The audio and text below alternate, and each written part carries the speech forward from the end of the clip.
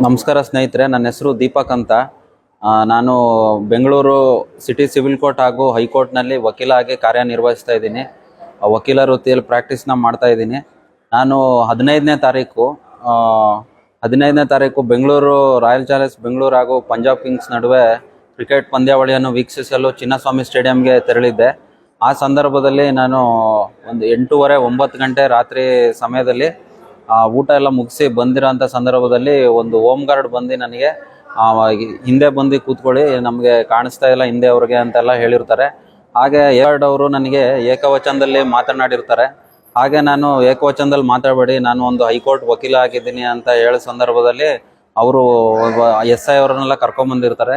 SI ಅವರು ಮೊಹಮ್ಮದ್ ಚೌಧರಿ ಅನ್ನೋರು, ಮತ್ತು ಬನ್ನಿ ಇದು ಕೆಲವು ಪೊಲೀಸ್ ಅಧಿಕಾರಿಗಳು ಬಂದು ಕೆಳಗಡೆ ಬಾ ನಿನಗೆ ನೋಡ್ಕೋತೀನಿ ಅಂದ್ಬಿಟ್ಟು ಚಿನ್ನಸ್ವಾಮಿ ಸ್ಟೇಡಿಯಮಿಂದ ಕೆಳಗಡೆ ನನ್ನ ಕರ್ಕೊಂಬಂದು ಅಲ್ಲಿ ಲಾಠಿಯಿಂದ ಹಲ್ಲೆಯನ್ನು ಮಾಡಿ, ಇನ್ನೂ ಕೆಲವು ಪೊಲೀಸ್ ಅಧಿಕಾರಿಗಳು ಬಂದು ನನಗೆ ನೇಮ್ಗಳು ಗೊತ್ತಿಲ್ಲ ಅವ್ರದ್ದು, ಅವರು ಬಂದು ನನಗೆ ಹಲ್ಲೆಯನ್ನು ಮಾಡಿ ಅಲ್ಲಿ ಹೊಡೆದು ನನಗೆ ಕಬ್ಬನ್ ಪಾರ್ಕ್ ಪೊಲೀಸ್ ಠಾಣೆಗೆ ಕರ್ಕೊಂಬಂದಿರ್ತಾರೆ.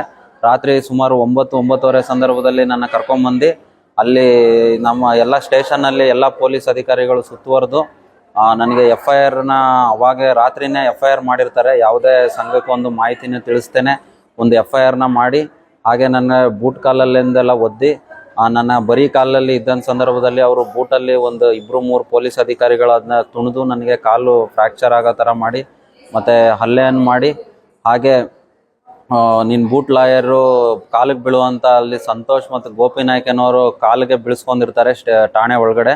ಹಾಗೆ ಮತ್ತು ರಾಕೇಶ್ ಅನ್ನೋರು ನನ್ನ ಕಪಾಲಕ್ಕೆ ಹೊಡೆದಿರ್ತಾರೆ.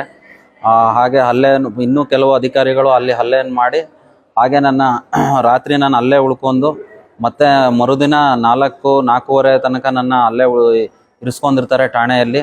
ಆ ನಂತರದಲ್ಲಿ ನಮ್ಮ ಬೆಂಗಳೂರು ವಕೀಲರ ಸಂಘದವರೆಲ್ಲ ನನ್ನ ಬಂದು ಅಲ್ಲಿಂದ ಬಿಡಿಸಿಕೊಂಡು ಬಂದಿರ್ತಾರೆ. ಬೆಂಗಳೂರು ವಕೀಲರ ಸಂಘದವರೆಲ್ಲ ನನಗೆ ಸಹಾಯಕ ನಿಂತು ನನ್ನ ಠಾಣೆಯಿಂದ ಬಿಡಿಸಿ ಸಂಜೆ 4:15 ಗಂಟೆಗೆ ನನ್ನ ಕರೆದುಕೊಂಡು ಬಂದಿರುತ್ತಾರೆ.